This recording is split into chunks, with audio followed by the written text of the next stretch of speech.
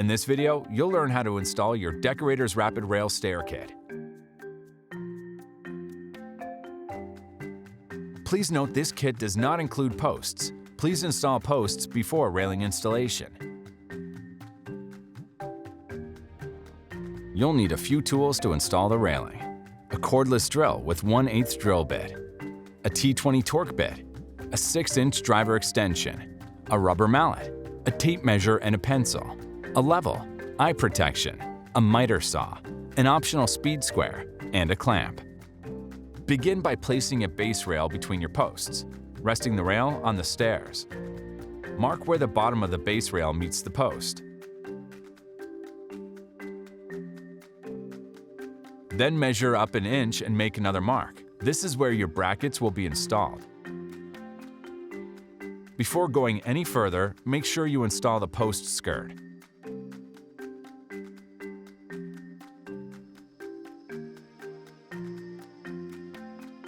Next, line the bottom part of the bracket with the mark on the post.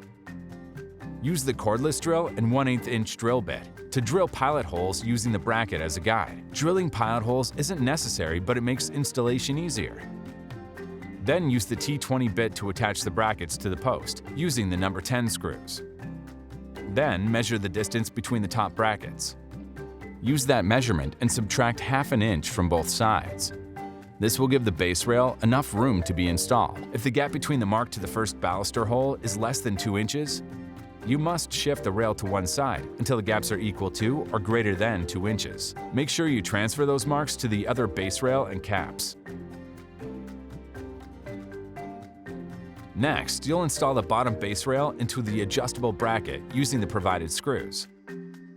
Rest the bracket base into the lower bracket mount, but don't attach it yet. Insert the upper bracket base into the mount and set the rail in place.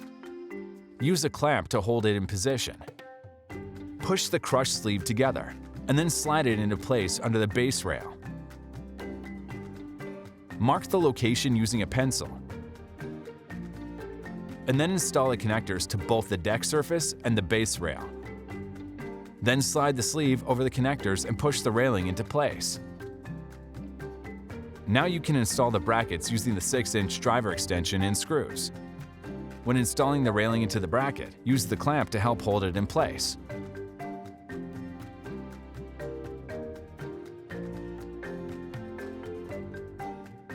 Then do the same when installing the top rail.